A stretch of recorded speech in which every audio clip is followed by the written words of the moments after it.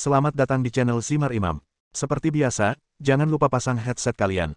Siapkan kopi dan camilan. Lupakan pahitnya kehidupan. Mari kita dengarkan sambil rebahan. Tuan Tanah adalah dewa. Bab 347. Kamu bisa mengusirku. Sepertinya kekuatanmu cukup bagus. Layak bagiku untuk meregangkan ototku. Jenderal Dewa Perang Dou tampak sombong, dan jelas tidak menganggap Qin Ming sebagai lawan sungguhan. Gelombang kuat aliran udara menyapu dan mendorong Qin Ming keluar seperti gelombang dahsyat. Qin Ming meluncur mundur lebih dari 3 meter dengan kakinya di tanah sebelum dia mendapatkan kembali pijakannya. Dia menatap udara di depan Jenderal Dewa Perang dengan penuh minat dan berkata, apakah ini kemampuan khususmu, mengendalikan aliran udara? Tidak, harus dikatakan bahwa itu adalah gas terkompresi. Kamu, seekor katak di dalam sumur, pasti belum pernah melihatnya sebelumnya. Awas, aku akan membuka matamu malam ini. Tidak bergerak dan meninju dengan keras. Aliran udara yang kuat mengalir ke arah Qin Ming, seperti kolom air yang dikeluarkan oleh pompa air bertekanan tinggi, membawa dampak yang kuat. Aliran udara yang kuat ini tidak berbeda dengan angin kencang. Aliran ini tidak dapat dilihat dengan mata telanjang. Anda hanya dapat menilai dari mana datangnya dengan perasaan. Hancurkan. Qin Ming tidak menunjukkan tanda-tanda kelemahan, dan meninju dengan keras dengan energi aslinya, menggunakan kekuatan tirani untuk membubarkan aliran udara terkompresi, dan kemudian berkata dengan nada menghina, saya pikir itu sangat kuat, tapi ternyata seperti ini. Jika kamu berani membenci Jenderal Dewa, kamu akan mati dengan menyedihkan. Veronica tampaknya tidak senang karena ada orang yang tidak menghormati Jenderal Dou War, dan mengutuk seperti pelindung. Aku telah melihat banyak orang sombong sepertimu, tapi tanpa kecuali, kepala mereka semua dipenggal olehku. Nasibmu akan sama. Jenderal Dewa Pertarungan tersenyum dingin dan mengetuk tanah seperti pegas di bawah kakinya lewat secepat anak panah, tinju besarnya langsung menuju ke arah Qin Ming. Yang membuat Qin Ming sakit kepala adalah energi terkompresi dari jet terkompresi tiba sebelum tinju Jenderal Douzan, jadi dia harus menghindar 1 atau 2 meter sebelumnya. Jika dia memilih untuk mengambilnya dengan keras, jarak 1 atau 2 meter sudah cukup bagi Jenderal Dewa Perang Dou untuk memukulnya lagi. Dengan cara ini, Qin Ming harus menerima 2 pukulan berturut-turut dari Jenderal Dewa Perang Dou sekaligus, yang mana sangat merugikan dirinya. Jenderal Dewa Perang tidak memiliki keraguan, dia ganas seperti harimau yang turun dari gunung, tinjunya menderu-deru karena angin, dan Qin Ming hanya bisa bertahan dan menghindar secara pasif untuk sementara waktu, tidak dapat mendekat. Musuh tidak bisa mendekat, dan Dewa Perang tidak akan terkalahkan, yang menunjukkan betapa kuatnya dia. Qin Ming jarang menghadapi situasi pasif seperti itu, tetapi dia tetap tenang dan tenang, tidak sabar, dan dengan cermat mengamati kelemahan lawan sebelum melancarkan serangan yang ditargetkan. Secara bertahap, Qin Ming menemukan bahwa Jenderal Douzan tidak hanya dapat menyemprotkan gas terkompresi dengan tinjunya, tetapi juga menggerakkan kakinya, dan dia dapat melakukannya sesuka hati. Sedemikian rupa sehingga setiap langkah yang diambilnya, ada semburan gas yang mendorongnya ke depan. Prinsipnya mirip dengan pesawat jet, membuat kecepatan Jenderal Douzan sangat cepat dan ganas, hampir sama dengan kecepatan Qin Ming. Kecepatannya yang cepat dan kemampuannya yang kuat membuat Jenderal Douzan menjadi salah satu ahli terbaik. Qin Ming harus mengakui bahwa orang ini adalah lawan yang sulit dan kuat. Bertemu dengan master seperti itu semakin menginspirasi semangat juang Qin Ming. Darah di tubuhnya mulai mendidih, semangat juangnya membara, dan matanya bersinar karena kegembiraan. Apakah kamu pikir kamu lebih unggul? Qin Ming membalas, kamu bahkan tidak menyentuh ujung pakaianku. Apa yang bisa dibanggakan? Benarkah? Alasan kenapa kamu masih bisa berdiri adalah karena aku belum melakukan sesuatu yang serius. Mata Jenderal Dewa Douzan tiba-tiba menjadi dingin, dan dia mengayunkan tinjunya satu demi satu. Saat dia bergerak, 2 gelombang energi melewatinya. Qin Ming dengan cekatan mengelak ke kiri dan ke kanan dengan mudah. Namun, 2 pukulan Dewa Perang ini hanyalah tipuan. Saat Qin Ming menghindar, dia membalikkan tubuhnya dan menyapu kaki kanannya seperti cambuk baja. Begitu Qin Ming berdiri teguh, dia tiba-tiba merasakan angin kencang langsung ke pinggangnya. Sudah terlambat untuk menghindar, jadi dia harus memukulnya. Bang! Energi sebenarnya bertabrakan dengan energi yang kuat, dan kekacauan mengalir keluar, seperti beberapa hembusan angin yang bertiup secara acak. Saat berikutnya, tubuh Jenderal Dewa Pertempuran bergetar seolah-olah dia telah mengubah tubuhnya. Dalam sekejap mata, dia berada di depan Qin Ming, dan kaki lainnya mengikutinya. Dalam keputusasaan, Qin Ming melambaikan tangannya untuk memblokir lagi, dan Dewa Perang mengikutinya dengan dampak yang kuat dan memukul lengan Qin Ming hampir secara bersamaan. Bang! Qin Ming menahan dampak dari kedua kekuatan tersebut dan terbang tanpa sadar. Dia jatuh ke tanah dan berguling beberapa kali. Segera setelah aku menunjukkan perasaanku yang sebenarnya, kamu jatuh dan menjadi gila. Jenderal Dewa Perang Dou tertawa liar, dan dia mengejarnya dan mengusirnya. Sebelum Qin Ming bisa berhenti, beberapa keledai lagi berguling-guling, yang hampir tidak bisa dia hindari.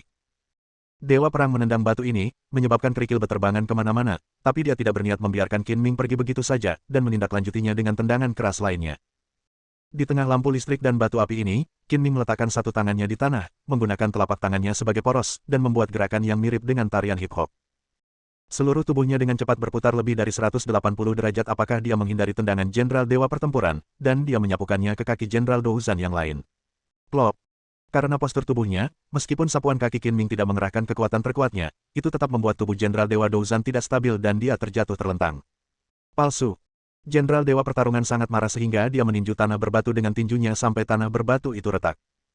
Pada saat yang sama, Qin Ming juga berdiri dan berkata sambil tersenyum, ada pepatah Tiongkok kuno yang mengatakan bahwa kegembiraan yang ekstrim menyebabkan kesedihan. Tidak masalah jika Anda tidak mengerti apa artinya. Sama seperti yang Anda lakukan baru saja sekarang, apakah kamu mengerti? Selamat atas keberhasilanmu membuatku kesal, kamu akan bertanggung jawab atas konsekuensinya. Wajah Jenderal Dewa Perang itu gelap seperti air, dan seluruh tubuhnya penuh dengan aura pembunuh mengamuk di sekelilingnya, kerikil beterbangan, dan topi pria yang dikenakannya tidak diketahui. Idiot, jika kamu menyinggung Jenderal Dewa Pertempuran, kamu akan mati tanpa tempat pemakaman. Vilanika, yang bersembunyi 20 meter dan menyaksikan pertempuran, menyombongkan diri, matanya yang indah menatap ke lapangan tanpa berkedip, karena takut kehilangan Qin Ming adegan di mana dia dipukuli sampai mati. Melawan Dewa Perang seperti berada di tengah badai, dan seperti singa pemangsa, melancarkan serangan paling kejam terhadap Qin Ming. Dalam pertarungan hidup dan mati, Qin Ming tidak perlu berbicara tentang duel adil antara moralitas dan keadilan. Dewa Perang akan mengubah tinjunya menjadi cakar, dan saat dia mengayunkan salah satu cakarnya, 5 sinar energi terkompresi akan menembus seperti bilah. Qin Ming mengangkat pedangnya untuk menemuinya, menggunakan ketajaman belati peminum darah untuk membelah angin kencang. Dalam sekejap mata, tubuh kedua orang itu saling terkait, Jenderal Dou tiba-tiba merasakan sakit yang menyengat. Ada luka tipis di pinggangnya, dan darah meluap. Meski tidak cukup dalam untuk mempengaruhi tindakannya, itu membuatnya geram. Niat membunuh semakin kuat. Qin Ming tidak lebih baik dari mengambilnya, dia terlihat sangat malu, pakaiannya terkoyak oleh angin kencang seperti pisau, dan ada 2 luka lagi di dadanya. Tanda. Jenderal terluka. Veronica terkejut, karena dalam pikirannya, Jenderal Douzan adalah eksistensi yang tak terkalahkan.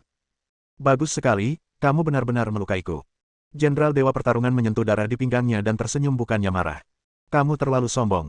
Aku tidak hanya menyakitimu. Qin Ming tersenyum bercanda dan menunjukkan tulang jari di tangannya, yang merupakan tulang suci yang dimasukkan Dewa Perang ke pinggangnya. Kamu juga mencuri tulang suci, bagus sekali, kamu bisa pergi dan mati. Dewa Perang tersenyum lebih dingin dan kejam, dengan rambut panjangnya berkibar tertiup angin. Merupakan suatu kehormatan bagimu untuk mati dengan teknik unikku. Kamu akan hancur berkeping-keping. Mengikuti raungan rendah sang Jenderal Dewa Pertempuran, dia mengangkat tangannya dan perlahan mendekat. Qin Ming tiba-tiba merasakan keagungan besar meremas dari segala arah. Udara dalam jarak 3 meter di sekitarnya, termasuk bagian atas kepalanya, tiba-tiba terkompresi, membuatnya tercekik. Dalam sekejap, udara berdensitas tinggi yang terkompresi membentuk sangkar tak terlihat, menjebak Qin Ming. Dia tidak bisa melarikan diri kecuali dia bisa melarikan diri. Selain itu, udara dengan kepadatan tinggi terus menekan ke arahnya, menekan ruang tempat dia bisa tinggal. Qin Ming segera mengerti mengapa gerakan Jenderal Douzan Shen disebut hancur berkeping-keping. Lawannya akan menggunakan udara bertekanan untuk menekannya ke dalam genangan daging. Itu hanya tipuan kecil, biarkan aku menghancurkannya. Meskipun Qin Ming mengagumi teror dan kekejaman gerakan Dewa Perang Dou ini, dia tidak takut. Dia menuangkan energi aslinya ke dalam Dewa Pedang dan mengayunkan pedangnya dengan sekuat tenaga kekuatannya.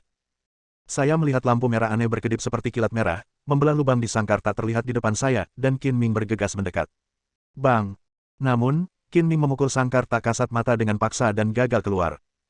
Haha, idiot, jika jurus spesialku begitu mudah untuk kamu pecahkan, itu tidak akan disebut jurus spesial.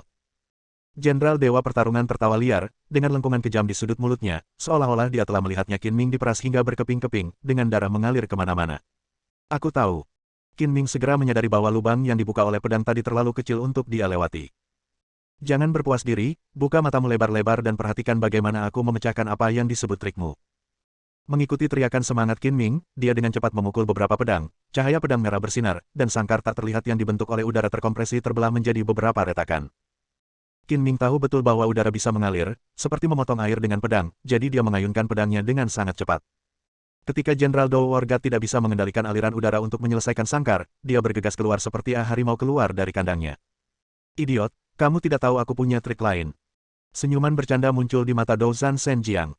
Tepat ketika Qin Ming baru saja keluar dari sangkar tak kasat mata, tangannya bergerak ke arah lengannya pada saat yang sama. Qin Ming tiba-tiba merasakan sesuatu yang buruk, tetapi tidak punya waktu untuk menghindarinya. Pukulan besar menghantam punggungnya dari belakang, seperti ditabrak mobil yang melaju kencang. Dia terbang menuju Jenderal Dewa Douzan, dan pada saat yang sama, tenggorokannya terasa manis, dan dia menelan seteguk darah. Ternyata meskipun Qin Ming bergegas keluar, gas terkompresi masih ada, dan Dewa Perang mengendalikan gas tersebut untuk mengenai punggung Qin Ming.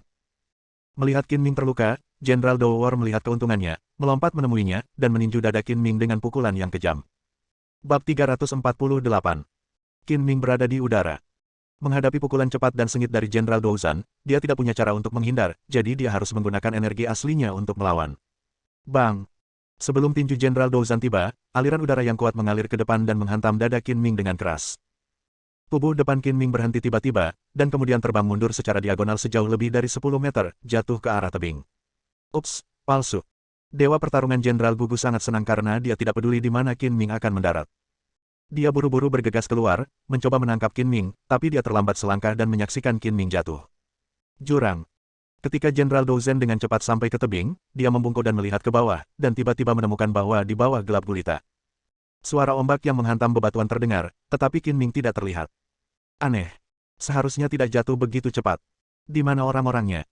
Veronica memutar pinggang anggunnya seperti ular air dan bergegas, mengingatkan, Tuan Jenderal, tulang suci dan berlian hitam masih ada di tangan Qin Ming. Aku tahu. Meskipun Jenderal Dewa Pertempuran mengalahkan Qin Ming, dia sama sekali tidak senang. Dia berkata dengan suara yang dalam, beritahu Jana dan Bon untuk membawa peralatan menyelam dan turun untuk mencari dengan cepat. Pastikan untuk menyelamatkannya. Hal-hal. Ya. Veronica menjawab dan buru-buru mengeluarkan ponselnya untuk memberitahu Jana dan Bon. Kehidupan dan kematian Qin Ming kecil, tetapi tulang suci dan berlian hitam tidak bisa hilang. Dewa Perang akan berdiri di atas tebing dan mengawasi sebentar, lalu membuat keputusan yang berani tebing untuk melihatnya, kalau-kalau Qin Ming belum mati. Puncak tebing yang tingginya sekitar 50 meter dari laut. Bagi orang awam, turun dengan tangan kosong lebih sulit daripada naik ke langit. Namun, bagi Supermaster seperti Jenderal Dou War, hal itu tidaklah sulit. Tuan Jenderal, Anda harus berhati-hati, kata Veronica prihatin. Jenderal Douzan mengangguk, dengan menggunakan tangan dan kakinya bersamaan, dia perlahan menuruni tebing. Dia memperkirakan air lautnya tidak akan terlalu dalam, jadi menyelam ke dasar laut tidak akan menjadi masalah dengan keterampilan airnya, tapi masalahnya adalah saat itu gelap dan penglihatannya terhalang, jadi dia tidak bisa. Tidak melihat dengan jelas. Namun, ketika Jenderal Douzan turun lebih dari 10 meter, tiba-tiba dia merasakan hawa dingin di hatinya dan merasakan krisis akan datang. Sebelum Jenderal Dou War mengetahui mengapa ada perasaan krisis, lampu merah menyala-menyala 2 meter jauhnya, dan pada saat yang sama sosok Qin Ming muncul dari udara tipis di tebing. Ah! Jenderal Douzan berteriak, dan tangan kanannya terpotong menjadi 2 bagian oleh cahaya merah yang sekilas. Kerikil itu jatuh, dan tangan kirinya tidak bisa memegangnya dengan kuat dan melepaskan batu itu kembali ke air laut. Memikirkan hal ini, Jenderal Dewa Pertarungan melambaikan tangan kirinya dan meninju udara. Menggunakan udara terkompresi sebagai pendukung, dia dengan paksa membalikkan tubuhnya, dan setelah beberapa saat, dia terjun ke laut dan menghilang. Tuan Jenderal. Veronica, yang berdiri di atas tebing, berseru. Dia melihat kilatan cahaya merah, dan Jenderal Douzan menjerit dan jatuh. Melihat lagi dalam sekejap mata, dinding batu itu kosong seperti ladang liar, bahkan tidak ada bayangan hantu. Dengan kekuatan Jenderal Dewa, tidak mungkin dia terpeleset dan jatuh. Apa yang terjadi barusan? Apakah Qin Ming tidak jatuh, tetapi bersembunyi di dinding batu dan menyerang Jenderal Dewa? Lampu merah muncul ketika Qin Ming mengayun pedangnya. Lampu merah, itu pasti dia. Ka segera meningkatkan kewaspadaannya, mundur 2 langkah, dan menatap ke arah tebing. Tunggu sebentar. Veronica tiba-tiba menyadari masalah lain, saya tidak melihat Qin Ming, dan saya bisa menjelaskannya dengan berada jauh, tetapi Jenderal Dewa turun dan berada beberapa meter dari Qin Ming, bagaimana bisa dia bisa tidak menemukannya? Mungkinkah dia tidak dapat menemukannya? Veronica sedang berpikir dalam benaknya, matanya tertuju pada tebing. Dia menatap seperti ini selama 5 menit, tapi dia tidak melihat ada orang yang datang. Setengah jam kemudian, Qin Ming kembali ke villa. Dia langsung masuk ke kamar tidur tanpa mengganggu Situ Honglian yang sudah tertidur. Saya tidak menyangka Jenderal Dewa Perang itu begitu kuat. Dia hampir terbalik di parit. Kesalahannya menyebabkan dia menyesal selamanya. Qin Ming terbatuk beberapa kali, dan ada rasa sakit yang menusuk di punggung dan dadanya bukan karena keahliannya yang mendalam, dia bisa menahan hembusan udara bertekanan seperti bola meriam. Pukulan itu akan menghancurkan seluruh organ dalam dan mengakibatkan kematian di tempat. Qin Ming mengeluarkan tulang suci dan berlian hitam, dan ketika dia hendak melepas pakaiannya yang compang camping, jari-jarinya yang berlumuran darah secara tidak sengaja menyentuh tulang suci tersebut. Pada saat yang sama, Qin Ming merasakan perasaan sejuk, mengikuti jari-jarinya dan tenggelam ke dalam tubuhnya. Sebelum dia mengetahui apa yang sedang terjadi, sebuah gambaran tiba-tiba muncul di benaknya. Di puncak-puncak yang sunyi, berdiri seorang pria berjubah putih dengan kostum kuno. Dia memiliki alis 8 warna, mata cerah, dan roh seperti peri berada kapan saja. Perasaan mengendarai angin kembali ke rumah. Ini adalah tuan yang tiada taranya. Melalui pesona pria itu, Qin Ming menyimpulkan bahwa pria ini jelas merupakan tuan yang tiada taranya, berkali-kali lebih tinggi dari dirinya. Gambaran yang muncul berangsur-angsur memudar dan akhirnya menghilang, tetapi itu tertanam dalam di benak Qin Ming dan tidak akan pernah bisa hilang. Ketika dia sadar kembali, Qin Ming tiba-tiba menemukan bahwa tulang suci, yang beratnya 7 atau 8 kilogram, telah berubah menjadi bubuk dan meluncur ke tanah di antara jari-jarinya. Tulang suci yang diperjuangkan Nirwana dan tangan kiri Tuhan dengan susah payah berubah menjadi debu begitu saja. Mereka pasti menggangguku tanpa henti untuk memulihkannya. Apa yang harus kuberikan pada mereka? Perubahan pada tulang suci tidak terduga. Qin Ming meratap tanpa daya. Benda-benda itu hancur menjadi bubuk, dan tidak ada yang bisa dia lakukan. Pada saat ini, Qin Ming membuat penemuan mengejutkan lainnya, yaitu, energi sejatinya hampir 2 kali lipat, dan dia tidak jauh dari mencapai tingkat kelima, Netherworld Swan Gong. Setelah dipikir-pikir lagi, ia menemukan bahwa kesejukan yang masuk ke dalam tubuhnya sebelumnya adalah energi yang terkandung di dalam tulang suci, yang memiliki asal-usul yang sama dengan energi sebenarnya. Tanpa dukungan energi ini, tulang suci tersebut akan hancur. Ini adalah berkah terselubung. Setelah bertarung melawan Jenderal Dewa Perang, kedua belah pihak kalah, tetapi secara kebetulan, saya mendapatkan ki yang membutuhkan waktu beberapa tahun untuk dikembangkan. Jika saya bertemu Jenderal Dewa Perang lagi, saya akan membuat darahnya berceceran di tempat. Setelah mengganti pakaiannya dan menyembunyikan berlian hitam, Qin Ming mulai berlatih bersila, menggunakan latihan untuk menyembuhkan luka-lukanya. Karena lonjakan energi sejati, lebih mudah untuk menyembuhkan luka-lukanya dengan setengah usaha. Dalam sekejap mata, keesokan paginya, sebagian besar luka Qin Ming sudah sembuh. Setelah dia bangun, dia juga menelepon Situ Honglian dan Zhou Ziyi. Saudara Qin, kita bangun pagi-pagi, ada apa? Situ Honglian mengenakan piyama sutra merah muda, matanya masih sedikit bengkak karena tidur, dan ekspresi malas di wajahnya. Qin Ming tersenyum malu-malu, menggosok tangannya dan berkata, baiklah, saya tidak akan menyembunyikannya. Saya telah menjemput seorang gadis baru dan membawanya kembali untuk tinggal sebentar. Silakan tinggal di klub untuk sementara waktu. Beberapa hari. Mendengar ini, Situ Honglian benar-benar tidak bisa tidur dan matanya penuh kebencian, tapi dia tidak mengatakan apa-apa dan diam-diam mengangguk setuju. Zhou Ziyi hanya mengikuti petunjuk Qin Ming dan tidak keberatan. Dia akan berada di sini sebentar lagi. Jika kamu dianiaya, silakan pergi sekarang. Melihat mereka berdua tidak keberatan, lanjut Qin Ming. Oke, aku tidak akan merusak pemandangan di sini dan mengganggu romansamu, kata Situ Honglian masam, lalu berbalik dan kembali ke rumah untuk mengemas barang. Faktanya, tidak ada gadis sama sekali. Alasan Qin Ming mengatakan ini adalah untuk membiarkan Situ Honglian keluar untuk menghindari pusat perhatian. Orang-orang Nirwana dan anggota tangan kiri Tuhan pasti tidak akan menyerah, dan akan datang ke Qin Ming untuk merebut tulang suci tersebut. Selain itu, kedua geng tersebut pasti tidak akan percaya bahwa tulang suci itu dihancurkan, mengira bahwa Qin Ming sengaja bersembunyi itu dan menolak untuk menyerahkannya. Pasti akan terjadi pertempuran sengit. Kedua kelompok tersebut bukanlah teman baik. Untuk mencegah Situ Honglian terlibat, lebih baik biarkan dia pergi. Jika Qin Ming mengatakan yang sebenarnya, Situ Honglian mungkin tidak akan pergi, dan tidak perlu khawatir tentang hal itu, jadi Qin Ming harus membuat kebohongan putih yang mempersulit Situ Honglian untuk mengajukan pertanyaan. Setelah mengantar Situ Honglian dan Zhou Ziyi, Qin Ming juga meninggalkan villa untuk mencari Ani. Sepanjang perjalanan, Qin Ming naik 3 taksi dan memastikan tidak ada yang mengikutinya, lalu menelepon Ani untuk mengajaknya kencan. Saat itu masih pagi sebelum waktunya berangkat kerja, dan hanya ada sedikit kendaraan dan pejalan kaki di jalan. Qin Ming menghentikan taksi di persimpangan. Setelah membayar dan keluar dari mobil, dia menundukkan kepalanya dan berjalan cepat menuju kendaraan niaga berwarna hitam yang diparkir di pinggir jalan. Orang yang duduk di dalam mobil adalah N, mengenakan gaun berwarna biru muda, segar dan anggun, bagaikan bunga teratai di musim panas, membuat orang sekilas senang dan enak dipandang. Tuan Qin, mungkinkah Anda memanggil saya sepagi ini? Qin Ming membuat gerakan diam dan melirik pengawal yang duduk di kursi pengemudi.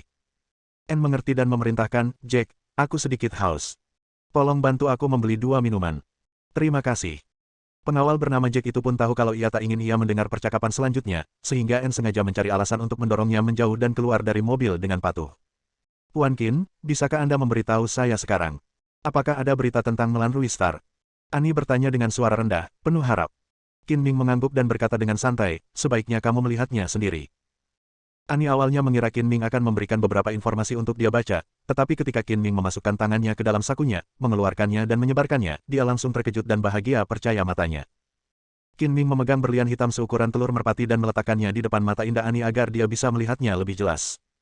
Ya Tuhan, bintang Melanrui, pusaka keluarga kita, apa aku tidak sedang bermimpi? N bersemangat dan tak mengerti, ia mengangkatnya dengan tangan gemetar percaya bahwa itu nyata. Tahukah Anda, keluarga Melanrui menghabiskan banyak tenaga dan sumber daya material, mencari ke seluruh dunia, tetapi tidak dapat menemukan keberadaan bintang Melanrui. Namun, Qin Ming menemukannya kembali dengan tenang sebuah kejutan. Terima kasih, Tuan Qin, saya sangat mencintaimu.